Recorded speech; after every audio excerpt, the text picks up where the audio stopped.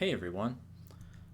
I was watching this interview that Steve Burns from Blue's Clues was doing on a Rainn Wilson podcast. I thought it'd be fun to watch it and maybe react to it. I watched like most of it already. I watched like an hour and I cried like two or three times in it. Let's just search for it.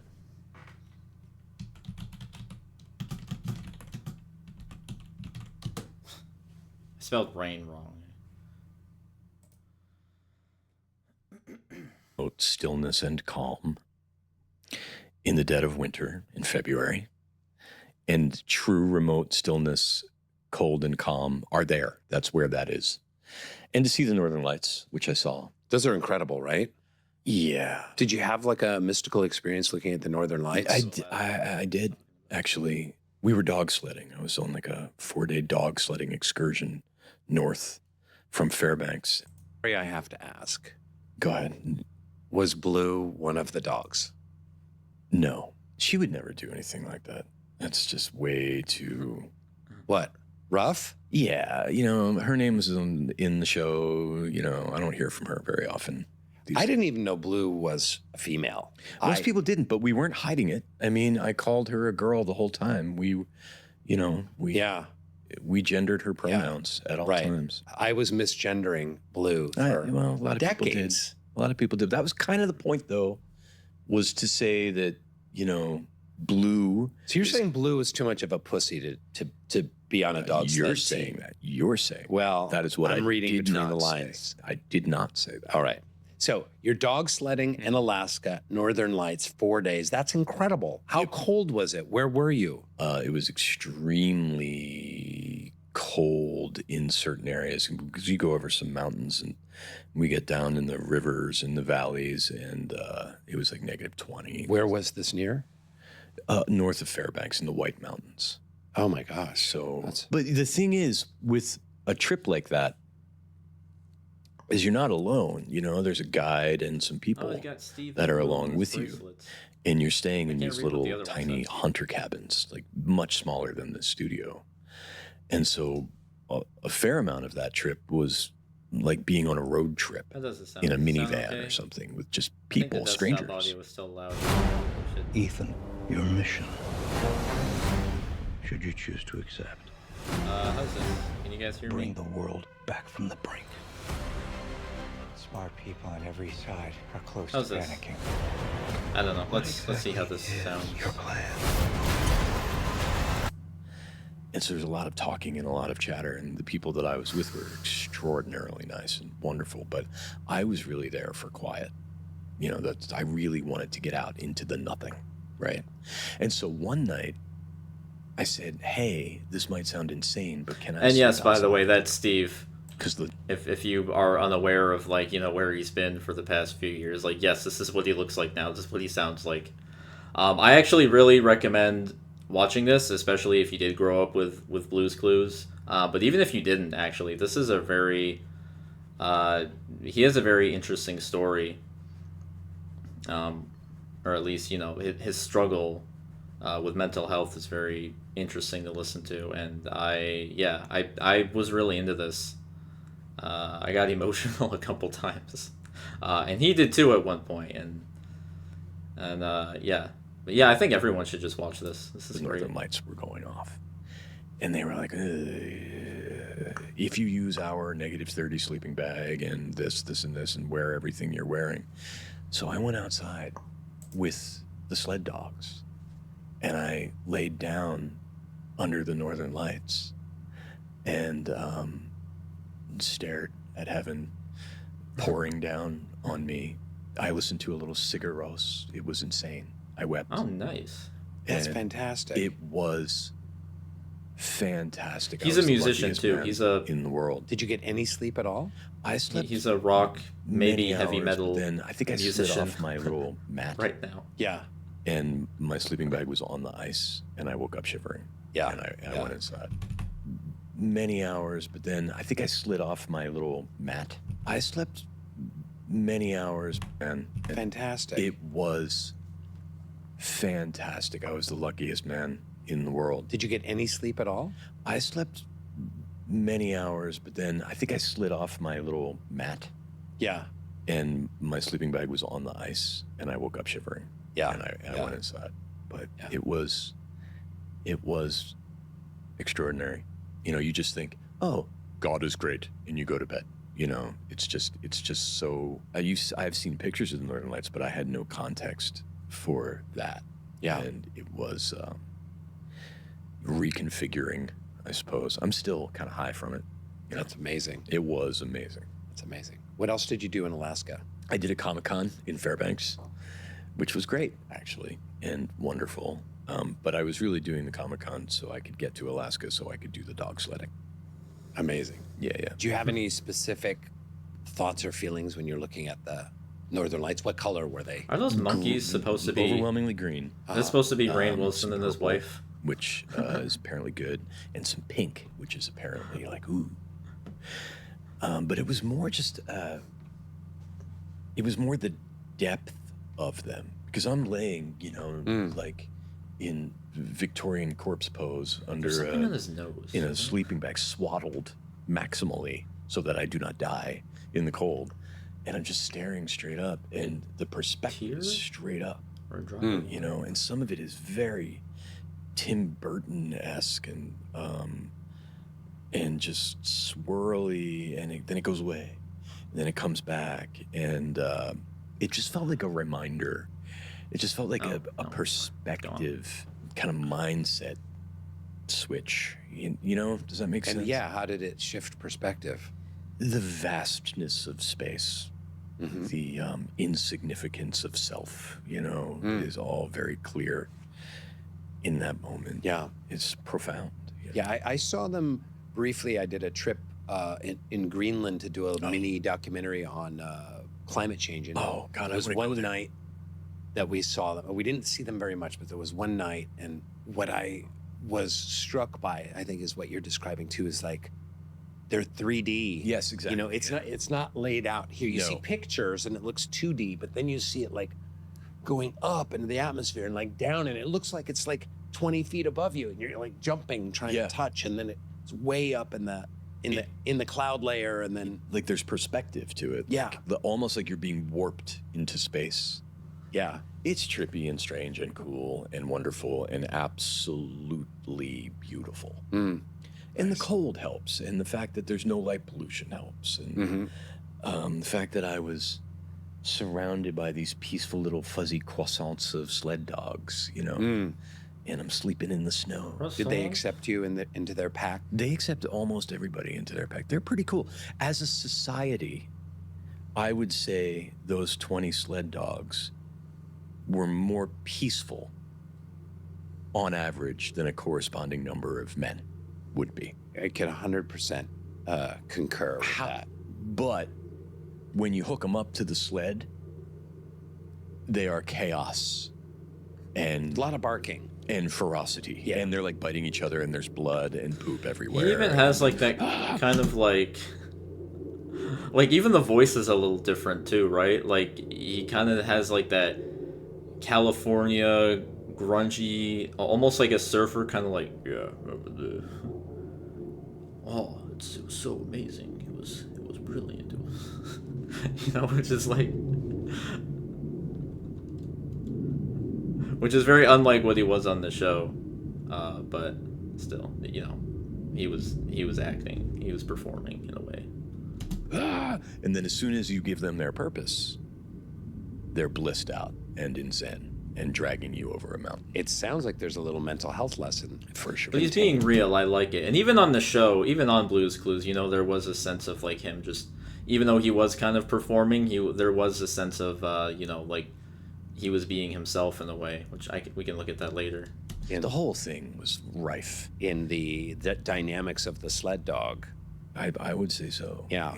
You studied acting in college in Pennsylvania, moved to New York City, somehow kind of stumbled into the world of children's television. Can you tell us a little bit about that journey, how you got to the casting of Blue's Clues? I know you've told that story 1,000 times before. It was entirely an accident, and the fact that I became The way a he children's looks at television the show of camera. any note children's television show host of any Like note he's still on Blue's still Clues. feels completely inappropriate to me. Okay. I often have felt miscast in my own life. I was a scrubby little skate rat who just wanted to play indie rock, and I moved to New York. I was in college in a very small theater school in Pennsylvania, and I had won an award in my little regional thing. Yeah. And then that advanced, and eventually I won an award at the Kennedy Center for being a swell actor. Oh, nice. Okay. And Uta Hagen told me that I was good. She taught a seminar, and I felt blessed. yes. Right. Yes. For those who don't know, one of the preeminent acting teachers. A terrifyingly Of all time. towering acting teacher. She said I was great, and she gave me notes, and I stayed up all night and worked on the notes, and I did the scene the next day, and she said I was terrible. But Yeah. for one moment, she said I was great. For one shining moment, Yes, you were and blessed so- by And Uda. I honestly didn't. I was only a sophomore in college, and I was already thinking maybe I don't want to do this, acting. It just didn't. There's a lot of, and there's still a lot about it that it just seems a little suspect to me. And I Believe me. yeah, I mean, Believe me, there you know, is. right. But ironically, I was considering leaving the acting program and pursuing education. Mm-hmm. But my friends convinced me, look, you have a flurry of interest from agents and managers in New York City. You should go do this, go try it. So I went to New York to fail privately, to be an unknown actor who did off-Broadway stuff, Yeah. or to be Al Pacino, one or the other. Uh-huh. I definitely saw myself as like a dangerous short guy actor, and So did you live that actor's life, waiting tables and auditioning and? Okay. No. I moved to Times Square in 1994, 1995. Mm-hmm. Still a little rough then. Dude, now it is. It's a theme park now. It is a theme park designed to sell you M&Ms and Crocs, and, Yeah. But then it was New York City's very own porn district, for real. Mm-hmm. I remember one of the first people I ever met in New York was a crack addict named Lucky, and she was also a prostitute, and she would sit. Not sure about the name, but everything else. Yeah. She would sit in a one of the wire mesh trash cans that they had back then, Yeah. and swing her feet. And I would walk by her every day, and she'd say, "Hey, handsome, you want a blowjob?" And I would say, "No, thank you, not today, Lucky." And she'd say, "Okay, handsome, have a good day." I was like, "Oh, New York City, you know." And Lucky was a smoker, I'm taking it. of The voice. of much, Of many things. yeah. And I lived in a hallway. It's weird to hear I Steve. built like a little shelf in a hallway Talk about between two tiny bedrooms across the street from a parking lot above the Army Navy on 42nd Street, which is still there, which is great, Amazing. in a world where nothing lasts. Yeah. So you're saying you didn't have to wait tables because you lived such a meager existence. Oh yeah, I mean, I lived in New York City.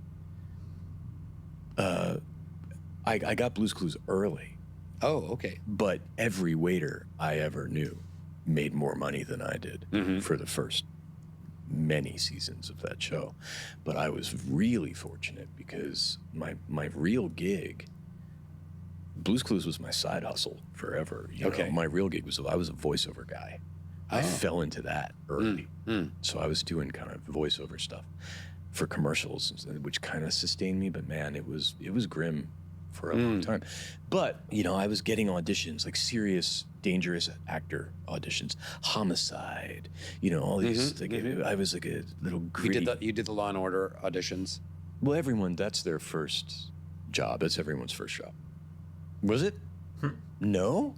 I was the only actor that went through the entirety of the 90s. I came to LA in the year 2000. I didn't have a single audition for Law and Order. That's not possible. I was never deemed right for television and film. And I couldn't get TV auditions to save my life. I was the theater actor because I had done Shakespeare and tours, and I had done Eugene O'Neill and a lot of like serious theater. It wasn't until I came to LA and then started booking some stuff here that I was able to book a Law and Order. Okay, so you have, obviously. I did one in like 2002, but it was okay, like, so it was like a big guest star. Yeah, it was a guest spot. It was still a small little gig, but literally every episode, as you know, has like 14 people going like, oh, him? Yeah, he used to come around here. I haven't seen him in a while. Maybe you want to go check down at the florist shop. He used to hang out down there a lot. Ka-gong. Like, you just need someone to do that, you know? You need someone to carry the exposition while typing on a computer or drinking a Slurpee. Yeah, or you know, shoveling something or sweeping something. But you were auditioning for these things. Sure. You know, like I remember, you know, I was getting serious auditions, right? So I thought of myself. So how did the Al Pacino thing go? Not great. so good. And one day I had an audition for what I thought was to be the voice of a cartoon on a children's television show. Yeah. And if I had known that it was to be the guy on the show, on camera, I wouldn't have gone. Not only because I was a pretentious young man at the time, that was part of it, but also because children's television had never occurred to me. I didn't even know any kids, you know? and I said, there's no way I can do that. I would have said, no, that's a mistake. But because I thought it was a voice thing, I went to the audition, and when I got there was a camera in the room. Yeah. And I thought, oh shit, I better do something. Yeah. And so I looked at the script, and you know, I figured I've been blessed by Uta Hagen. I'm gonna act the shit out of this, you know. It read to me like a game show.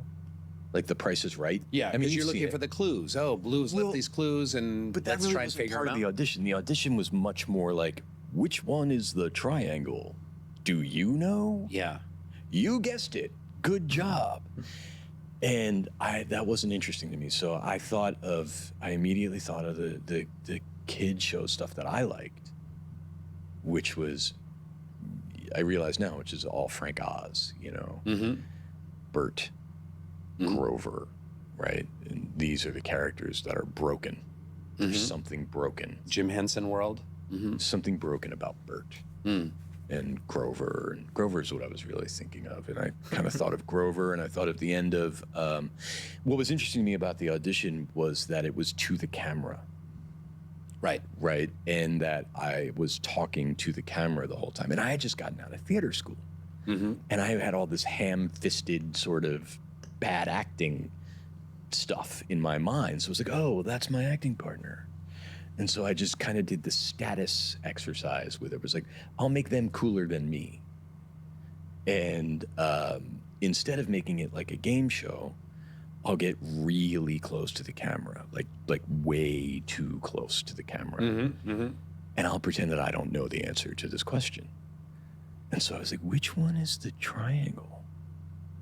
Do you know? And it got like weird and conspiratorial, and like I waited for way too long. And I was like, oh yeah, you're right. I was like, oh, that felt kind of cool. Yeah. Right. And I thought for sure. I mean, I had long hair. I had hair down to here. Yeah. I had a pack of American Spirits in my pocket, or Camel Lights probably at that time. What do you smoke? Exactly. So, which one is the? Yeah, right. And so I thought for sure, like, that I wasn't going to get that part. But then Well, I think what was so great about you in that role, and, you know, because it took off and became like the most popular show in Nickelodeon history and kind of kept the network on the air for years. Hello? And you're looking at the wrong camera. Oh. You want to look at that camera. There you go. You should have been on The Office. Well done. Was how unkids show like you were, which is probably why you got the role. Wilson, because thank you so much for saying that. You had like an internal life, and you were you could see your thoughts in your head, and I imagine probably 1,000 people auditioned for that part. And Eventually. I can imagine a lot of people like, hey, do you like a triangle? What's the triangle look like? Does it look like this? I'd love to hear from you. And you've probably got a lot of people doing that. And then you've got you being like Dustin Hoffman, Homicide: Life on the Streets, you know, kind of bringing that reality where you're like the anti-kids thing, and so immediately you're flipping through the television and you see you kind of having like this organic experience with an animated dog, and you're like, whoa, what is that? And it just draws you in. There's nothing like, it's not coming out at the TV and blasting at you like so much kids programming is. And they still haven't learned from your success that you can be, smart and psychological and relatable. But we were all, I remember me and my friends and friends with kids, we just were so struck by your ability to do that. I'm going to climb over this table and embrace you. We're going to do that at the end of the podcast. You beautiful, beautiful man. Okay. You just said the nicest things. The best children's... You can be, smart and psychological and relatable. But we were all, I remember me and my friends and friends with kids, we just were so struck by your ability to do that. I'm going to climb over this table and embrace you. We're going to do that at the end of the podcast. You beautiful, beautiful man. Okay. You just said the nicest things. The best children's television always does that. All of it. You take Barney as an example. Barney is not my jam. Mm-hmm. That is a really well-made show in its own way. Okay. It is based on some solid stuff. Dinosaurs were not purple. And anyway, keep going. You're not wrong. But Barney is a mask, right? It's a monochromatic thing that doesn't change. It is one note and it is, hey. I don't trust that because life is not that. Life is unsatisfactory, right? And I deeply don't trust that. And I think kids sniff that out too. I really, really do.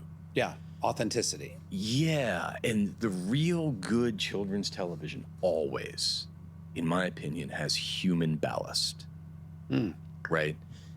Bert. Bert does not move comfortably through the universe, right? At all. You can tell. Grover is a mess. Cookie Monster is a mess. Charlie Brown.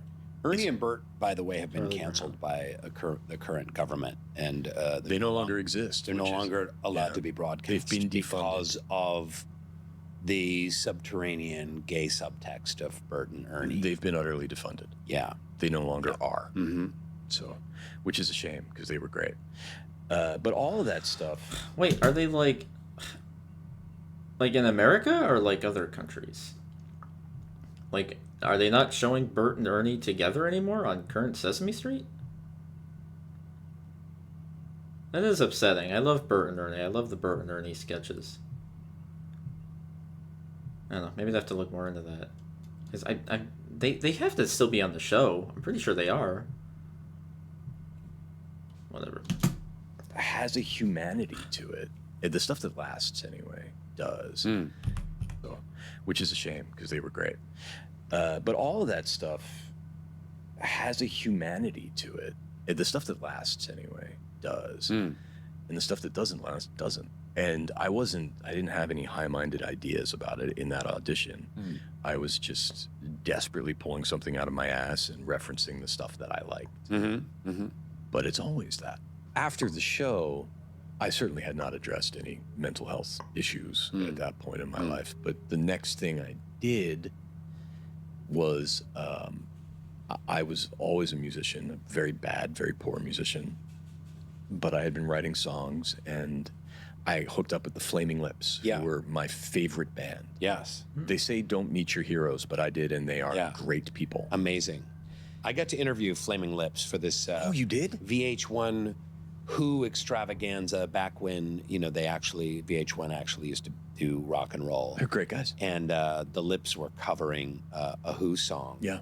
I got to interview them and hang with them a little bit. And what a great group of hard-working, beautiful brilliant, people. insane, beautiful people. Yeah. I heard your album. It was pretty damn good. Oh, thank you. You're the only one. You and my mother, I believe, are the only ones who've heard it's that like album. Revenge of the Dust Mites? Songs for Dust Mites. Songs for Dust Mites. Check it out. It's on Spotify. It's great. It's poppy. You definitely hear the Lips production there. Oh, yeah. With the inverted guitar stuff that they were using on Yoshimi Battles the Pink Robots. Well, I recorded that album while on their downtime while they were recording Yoshimi. Oh, wow. How come you haven't done more, or have you done much more? I still play. I play a lot of music. I just haven't written songs in a long time. The first cut on that record is the theme song to Young Sheldon. Amazing. So yeah, so I guess technically I'm a professional musician, which is hilarious because I suck. But so that was a dream come true. So I was on tour with the Flaming Lips. They took me on tour in the UK Some of the most brilliant musicians of all time I agree. suck. I agree. I don't know what Leonard Cohen can actually play. He can play a little. A little, but He's playing on Suzanne, isn't he? but a brilliant songwriter. The and, best. one of an absolute icon. But Are you a Nick Cave fan? yeah, Right. yep. Oh, I'm a Nick Cave fan, but Leonard Cohen. I guess I agree with that. I guess Leonard Cohen wasn't like a technical musician. Yeah, I think he only played guitar. I don't think he branched out into any other instruments. But his songs always had really good arrangements and production and all that. And yeah, he was a great songwriter too. I'm a huge Leonard Cohen stan, so I had to comment on that. And yes, Nick Cave is also awesome. Yeah. So Yeah. I'm in my Nick Cave era. Okay.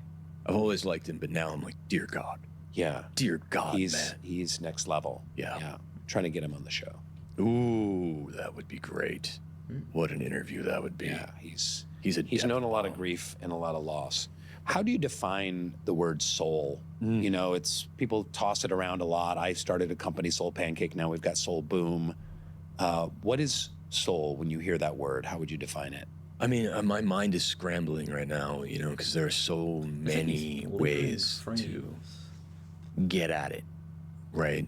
I think of a soul. One of the first things I think of is something I don't believe in. Okay. A ghost that lives inside of you that survives death. I don't know about that. But you've had these mystical experiences with your father, but yet you're skeptical of that construct. I am skeptical of that construct. I'll tell you what I do believe in more and more is grace, which I would define somewhat spiritually. An ability to accommodate a deeply unsatisfactory world, right? With compassion and dignity and kindness and love. I don't want to say it comes from somewhere else, but I think it's like an invisible sea around us in which we can get to, which we can draw from. I love that. I love the idea of the divine being a sea of grace that we can draw from. Yeah. Without it being necessarily like, quote unquote, God or some being that has will. And I also really love that word grace because I think people a lot of times conflate it with forgiveness, and there is an element of forgiveness in grace, but there's something broader. It's kind of connecting dots and finding peace and kind of a radical acceptance of our own flaws and others' flaws. And there's a kind of a warm embrace of the universe that has to do with grace. In a state of grace, for sure. People always ask me, are you happy? I'm like, I don't know. Sometimes I am. I've honestly, and this is true, I do not live my life to be happy. I'm concerned with grace, well-being. In abandoning that pursuit, I find a lot of happiness, and I guess that's sort of the paradox of it. But abandon the chase for happiness, and in so doing, find happiness. Yeah. If you pursue grace, happiness might be a byproduct. Yeah. Yeah. I think that's probably right. I don't know. What do you think? I'm in. Sign me up. Yeah. I agree 100%. And service is another big part of it. I know that that's a big Baha'i thing, right? It's like the big Baha'i thing. But the older I get, big Baha'i thing, right? It's like the big Baha'i thing. But part of it. I know that that's a big Baha'i thing, right? Mhm. It's like the big Baha'i thing. But the older I get, the more I'm interested in that. Mm. The more I'm like, how can I stop thinking about Steve Burns and start thinking about other people? That seems to be where happiness actually is. And there's all kinds of studies about that. And you in the know? darkest period, you were all about Steve Burns. You Yeah, were in kind absolutely. of like a endless spiral of Steve Burns. Steve Burns, blah, Yeah. blah, blah, blah, Yeah. you know. And that's a recipe for misery. Yeah. Yeah. In the Baha'i faith, service is equal to worship. It's the same as worship. So we think of worship this and like, oh God, this, or our Father who art in heaven, this, or, you know, church on Sunday or mosque on Friday or you know, Saturday or, you know, synagogue or whatever. And if service is the highest form of worship to that all-embracing sea of grace that's that's around good. us, That's great. maybe that's what soul is. There you go. We figured it out. I believe in that. If that's what you mean by Now, soul. you said you were going to crawl across the table and embrace me in thanks for my deep understanding of Steve from Blue's Clues and what it is you were trying to do. I'm gonna do it. Let's do this. You crawling? Go. You're the crawling, not me. I didn't say I was going to crawl. Here. Bring it in. Bring it in, Mike. Bring it in. There it is. There it is. There it is. All right. No, stay. Stay. You smell nice. Thank you. So do you. Kind of cinnamony. Cinnamony. Oh, it's whatever lotion they have at the Garland Hotel. It's paprika-y. The Soul Boom Podcast. Subscribe now. I love Steve. I love Steve. You know, someone could easily look at this and say, like, oh, this, like, destroys my childhood. You know, like, Steve was sad while filming Blue's Clues. You know, he's... or, like, he's swearing or talking about how he used to smoke cigarettes and... how there is this prostitute in his neighborhood. This, I have more love and respect for Steve after watching this. I feel like I love him more. Because you know, they were talking about this this vulnerability. I'm not gonna like rewatch the whole thing. I actually kind of want you to watch this whole thing because I love this. I might go through like certain parts though. There's like also clips where he talks about, you know, like Fred Rogers and, you know, because yeah, I mean, what you heard earlier where he was saying like, oh, I just kind of went in for the audition. I never saw myself as like a kids entertainer. He goes a lot more into that about like him having like imposter syndrome and things like that, and just struggling with depression.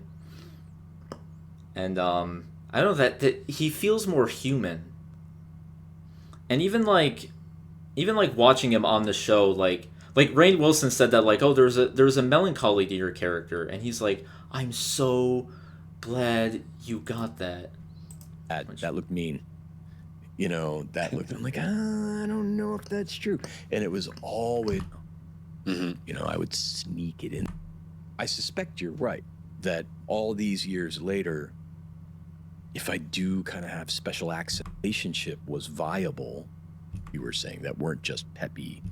Brother Joe or whatever Who I his saw name last is. night, yes. He's, Oh, nice. he's a dear friend of mine. Oh, great. And a wonderful guy. He's no Steve from Blue's Not a crack-addled. fitting, and especially for children, there was a genuine vulnerability fitting of Steve. There's a melancholy about that show, and there was kind of a melancholy about you as the character of Steve. You got Clues. that? Oh yeah.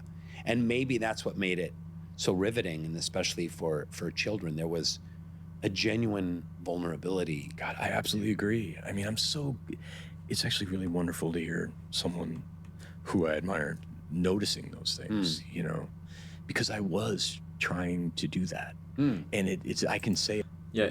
it now. He'll keep like looking at the camera, and then there's Rainn Wilson brings it up, and he's like, "Yeah, we both kind of got into that because he was on The Office, and he also looked in the camera." So I think it's funny both of them have that habit of looking at the camera.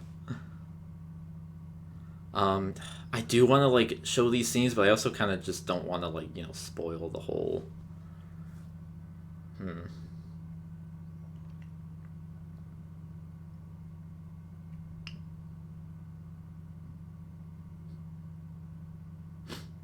I was watching some like Blue's Clues I've been watching kid stuff because I'm making a video.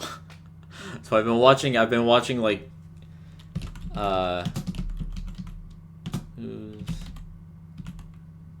depression that was hanging over your head for so many years, how you were finally able to deal with it, to release it, to embrace it. I was in kind of the throes of this depression after I left the show. But what a lot of people don't understand is that during the show, the internet was beginning to internet, and the world decided, or a large portion of the world decided that I had died. Something that could connect through a lens. Yeah. So I knew that I had to do that every day. And it was difficult to eventually provide a generation with self-esteem or something when I did not even have my own approval that day, you know? And depression, I've learned, isn't all sadness. For me, it was very frustrating. I felt very frustrated. And it's a lot of self-loathing. Frustrated with the job. So was it kind of circumstantial depression, or was it something greater than just doing this really isolating, difficult acting job day in and day out? I think it was part circumstantial and just part brain chemistry. You know, a lot of depression in my family. And a lot of it felt super unmanageable because I did not understand what was going on. And I've talked about this before, but in the 90s, there weren't tools for mental health and depression and anxiety. You know, I was having these anxiety attacks for years that would render me unfunctional. I knew they were anxiety attacks because I had heard about them or someone told me, and I almost went to the emergency room a couple times. I'm like, you're not having a heart attack. These are anxiety attacks. And I could, once I knew that, I could feel that. But what do you do? I didn't have money to go to a therapist. So, you know, there's no podcasts or apps or even books about mental health back then. Oh, you didn't even address it. No, and it wasn't in the lexicon. No. It wasn't part of the conversation. What I did was I fought it. You know, because it was weak to feel this way. Right. Did you have any drug and alcohol stuff going on to help medicate through those times? I would drink, you know, I wanted so bad to be bad, you know, but the schedule would not really allow for any seriousness in that world. You know, I mean, there's no such thing as doing an episode of Blue's Clues hungover, for example. That just that's not a thing. You're not going to make it through the day. I think that I would have gone down that path in a pretty serious way if I didn't have the schedule that I did, now that you ask that question. Yeah. Because I was looking for something to mitigate this imposter syndrome and this pain that I was in. So I would just hunker down and fight like Rocky, you know, but you don't fight depression. You collect it, right? And that's what I was doing that whole time. And so when the show ended is when I collapsed, you know, and I probably would have stayed a couple more seasons. But when you're mining and mining and mining for a sense of authentic joy, and there's all this pressure to do so for so long without any kind of strategy to replenish that, whatever gland that is was a weird husk by the time I left that show. Like me, you didn't get therapy or turn to therapy. No. That wasn't really an option. That was just for like rich people who lived on the Upper East Side. You know, that wasn't like... Yeah, it was also just, you know, who needs that? Right. You know? And it had a different perception back then. Like, oh, if you're in therapy, you're really fucked up. It almost sounds it's like a Keanu Reeves. Why not spend 50 minutes out of your incredibly long week, you know, or month or whatever to examine what's going on with you emotionally and what your behavior patterns are like and where it might come from and trauma you might have suffered. I came to New York to be an actor, but became kind of an accidental educator. And icon. Right. And I'm so glad you... Fashion icon. Really. The rugby shirt? Oh, yeah. Come on. Beautiful. By the way, I'm so glad that you weren't tearing it up, like, at the clubs with, like, I wanted to. a crack pipe and a bottle of vodka, because Steve from Blue's Clues, like, you know, raging on a table with your pants below your ankles or something No one wants that. would have been a sight. Yeah. It's not that I didn't want to be wild. You know, I did. Who wouldn't? You know, there was, I mean, my character's name was Steve. My name was Steve. Yeah. Mistake number one. There's what I would always call the Fred Rogers problem, Right. where Fred Rogers, Where does he...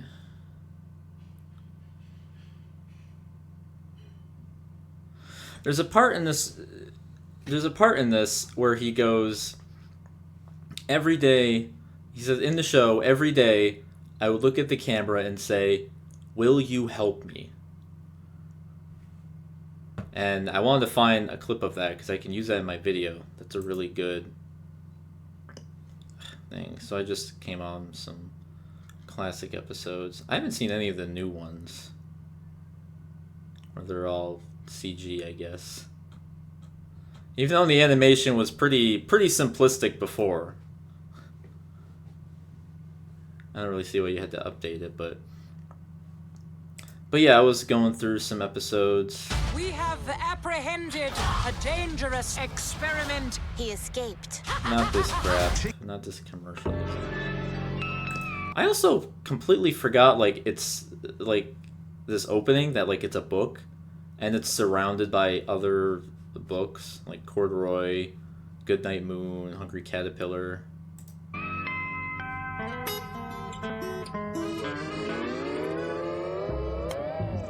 Hi out there, it's me, Steve. Have you seen Blue, I my like puppy? this jazzy music, too. You know, there's a simplicity to this show. Like, even though, like, the art style is kind of, like, cheap, it's, like, it's charming. Like, it's not trying to be... It knows what it is. Hi. Come on in. We're so glad you're here. And that's Almost snack time. Blue. Blue. that's what makes Steve, like, such a great host. Because, like, he does have, like, an energy to him. He is silly, Did you but... see Blue? Right there. Oh.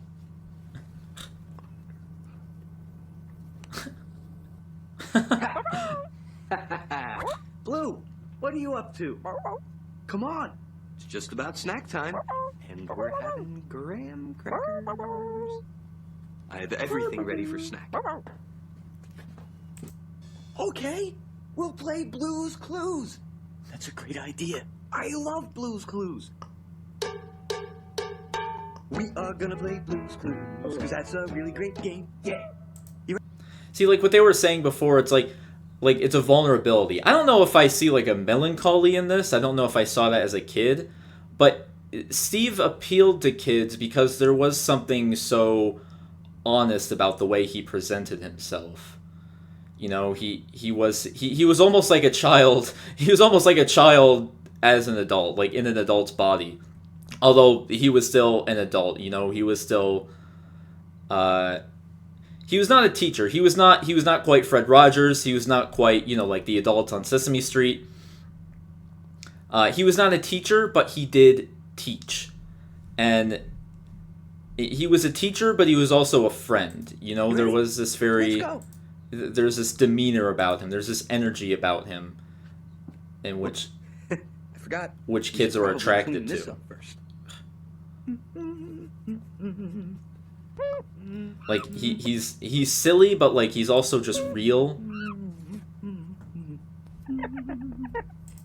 The handy dandy notebook. You know- Did I skip it? Blues, I'm so excited. Here it is. You know, I can tell I'm really gonna need your help today figuring out what Blue wants with her snack. Yeah. Will you help me? He sounds so sad when he says it too. Will you help me? And, like, just hearing him say that on the podcast, like, every day I would look and say, will you help me? But, Great. We gotta find a paw print. That's the first clue.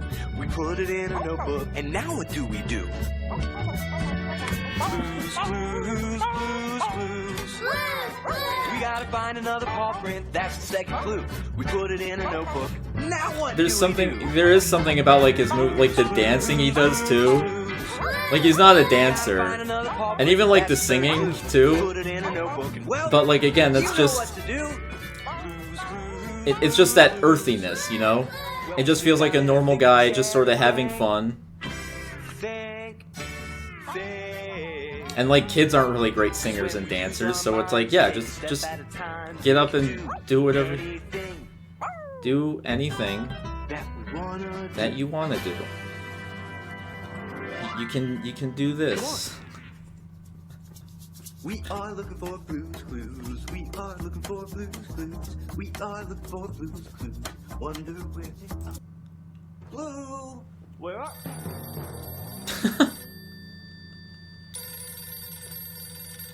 It's the phone. See, I love that. He's such a cinnamon roll, you know? I feel like that's something that...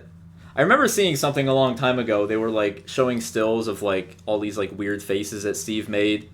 And it's like, people wonder why I'm so weird now. And it's like, yeah, like, Steve had that kind of, like, quirkiness to him. Hello, hello. This is Mr. Salt and Mrs. Pepper.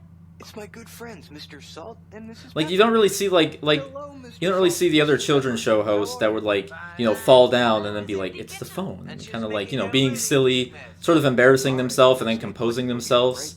Because, again, a lot of, like, children's show hosts, they have to be, you know, they have to be, they're more like educators. They have to be composed, you know? Like Fred Rogers, LeVar Burton, you know, Sesame Street and all that.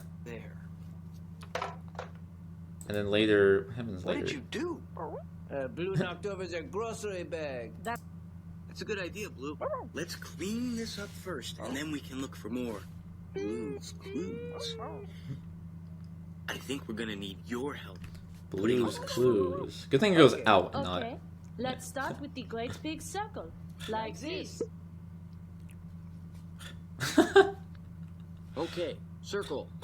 Yeah, he does this. He keeps, like, moving his mouth. Wonderful. Good. Like this. Alright, where's the rectangle one? Rectangle 2. Oh,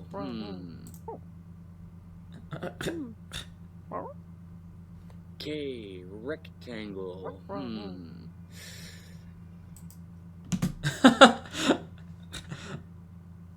Like you couldn't see Gordon or Bob or Susan, as great as they are, or Maria, the best. Like they're great. Like, you couldn't see them doing this though, you know. And Steve really found that balance of being, like, the adult, like the guiding adult on the show, but also, like, a kid at heart.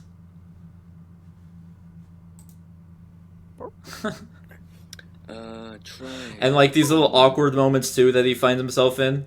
I don't see a triangle. Could you show me the triangle? Like, something to remember too is, like, he's acting all on a blue screen. Like, there's a table here, but, like, you know, all these other parts, like, there's nothing here. There's no background here. So, like, he's just acting on himself. Like, so, like, can you imagine him, like, just making these faces and, like, just, like, there's just the camera crew watching him?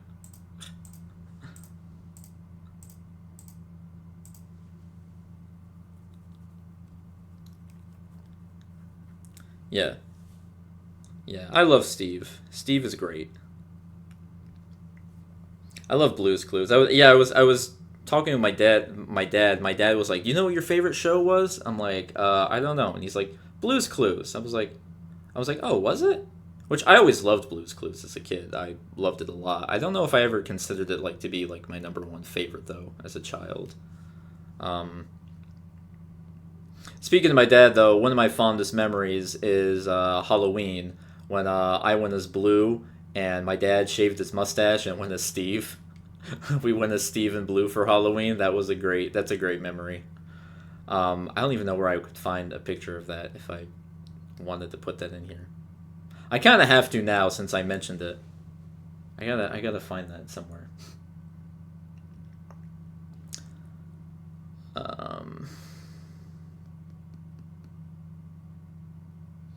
Yeah.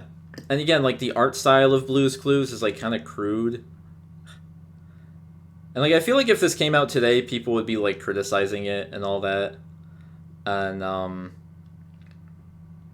because it is a very cheap show, but again, like it works with like problem solving, uh, and then there's a lot of heart and soul and thought put into this show. So yeah, it wasn't just like, you have all these other shows out now, like, I don't know, something like Peppa Pig maybe. I haven't watched much of Peppa Pig at all. I don't think I've seen any of it, but like, you got something like Paw Patrol, or like you have like this like Spider-Man show on Disney Junior. And I'm like, this, and like, is this even like for little kids anymore? This is like, it's just Spider-Man. It's just Spider-Man toned down. Like, it's not really for kids. And like that kind of stuff is like, because so many other stuff that has like crude animation is just, it's lazy, and it's just bright flashing lights, like the like Coco Melon, the bringer of the apocalypse. But yeah, Blue's Clues, as cheap as it looked, it wasn't like that. It was all about like problem solving, and think.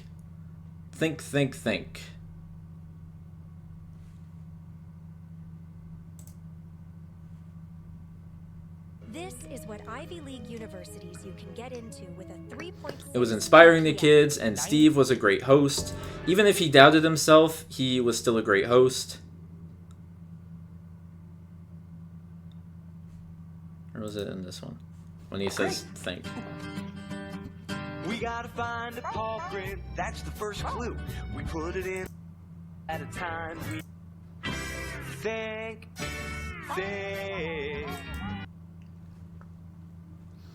It is kind of weird, like, it doesn't like ruin my childhood or anything, but it is kind of weird, like, I was watching this show, just loving Steve, just loving spending time with him, and not even knowing that, like, every time the camera went off, he just sunk into this depression and this doubt. And it's almost sad in a way. It almost reminds me of, like, although this is a little different, it reminds me of, like, that documentary that came out a while ago about, like, Nickelodeon and how, like, the child stars were treated, and just that, like, Drake Bell was abused every day by one of the guys there. And I just remember, like, thinking that, like, oh my god, like, I watched Drake and Josh every day, and not even knowing that this kid on the screen I was watching was just being horribly mistreated. It's sort of, it makes you feel almost bad, even though there's not really anything you can do about it. And again, like, I'm sure, like, Steve from Blue's Clues wouldn't, like, blame anybody. Or even Drake Bell, maybe, for that matter. But, yeah, it's like, there's this dark side to TV. And in this case, it was a dark side to just the host, Steve. But there's something uplifting about the fact that, like, he's come back years later and realized that, millennials are all a bunch of nostalgia babies. And he's like, oh wow, like, I really resonated with people. Like, people really saw something in me. And it wasn't explicit, but it was there. And, children are so much more intuitive, and we all picked up on that. We all loved Steve. And sure, there's all these other cartoon characters, but, like, Steve was the main character, Like, sure, it's named after Blue, but, like, like, look at this whole section. Like, it's just Steve. Like, the Blue's not even there. Like, we're just watching Steve. Steve basically held this whole show. And, it does kind of make you rethink life, rethink, like, your past in a sad way. Like, oh man, like, this guy wasn't even really happy. But again, it doesn't ruin my childhood. It makes me love and respect him even more, and makes me feel for him more.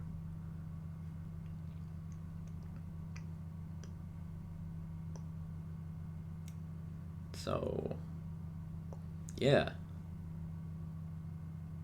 I love you, Steve. If you're watching this,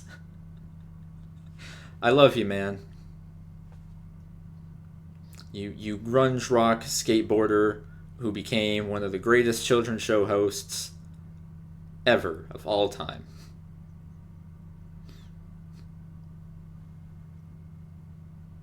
Thank you, Steve.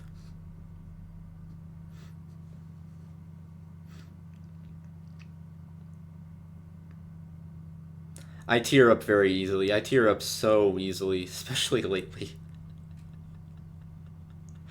Just at like little things like this. You want to cry, then watch that podcast he does with Rainn Wilson. There's a part where he starts tearing up too. It's great. I loved it. It made me love Steve more. So don't worry about that. Don't worry about being sad or it, bringing you down. I think it will make you love Steve more. What the hell is this thing with the Wiggles? They're in the hospital?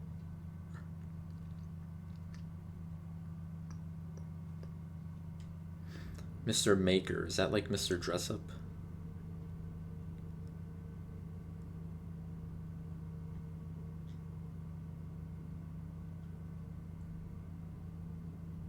Blue's print. The pilot? Is that Steve? Kinda looks like Steve. Yeah, I watched this whole Sesame Street thing. Here's a list of stuff your car insurance company does, but is actually illegal. Are you washing the seat? They are not allowed to ask. You're not allowed to wash the seat, you weirdos. Maybe that's a thing people do. That just looks odd. It's me, Steve. Have you seen it is Blue, Steve. My puppy? Come on in. Hi. Come on in. He looks like they put a lot of makeup on him. We are so glad you're here today. Hey, Blue, look who's here. Blue? Blue? Kind of looks like a doll. Hey, Blue, where are you? Can you help me today? What did you say? Can you help me call Blue? Well, just do what I do. You gotta jump up and down. Blue, blue, blue. Stop your feet on the ground. Blue, blue, blue. Wave your hands while you sing. Blue. Now shake everything. With me and you and my dog Blue, we can do anything that we wanna do. We can do anything. Maybe we should look for more Blue's clues. Clue number 1. Blue?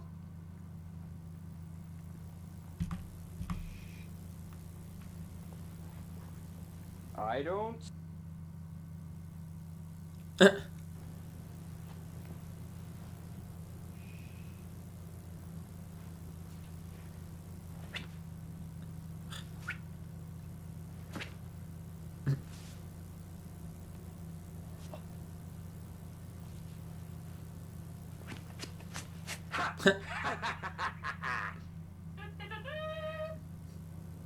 What was that?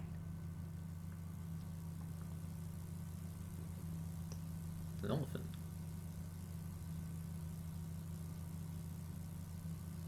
Without voices.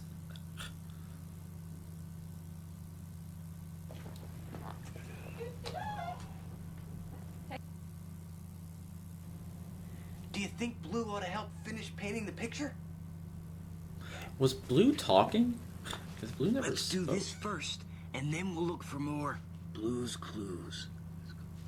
It's magenta. Or did Blue jump in a paint thing?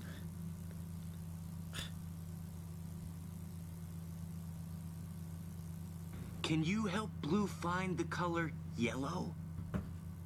We just got a letter. I wonder who it's from.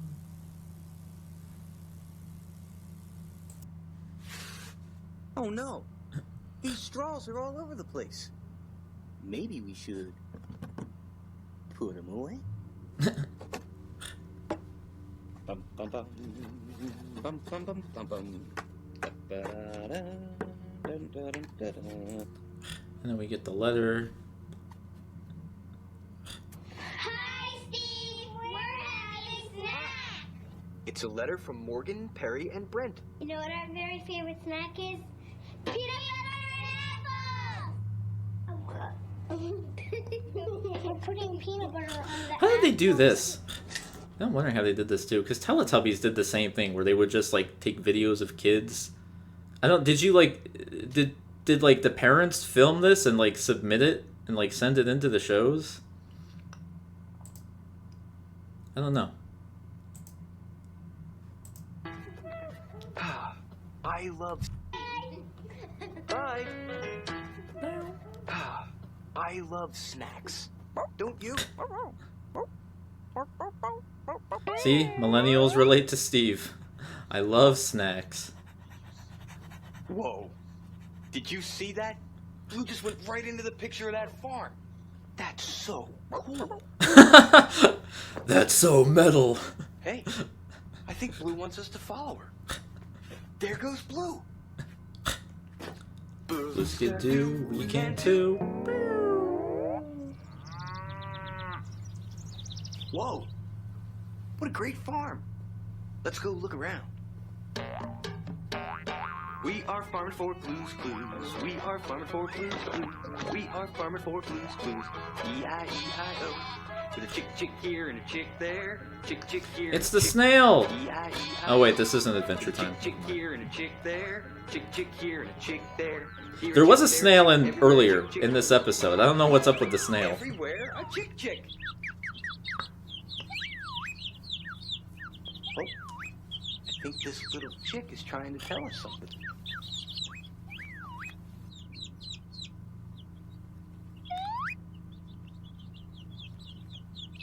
Hello, little chick. Hey, Steve. Can you help me find my friend? I like how he looks at the camera like for approval. How come the chick can talk but Blue can't? How come literally everything in this universe can talk except for Blue?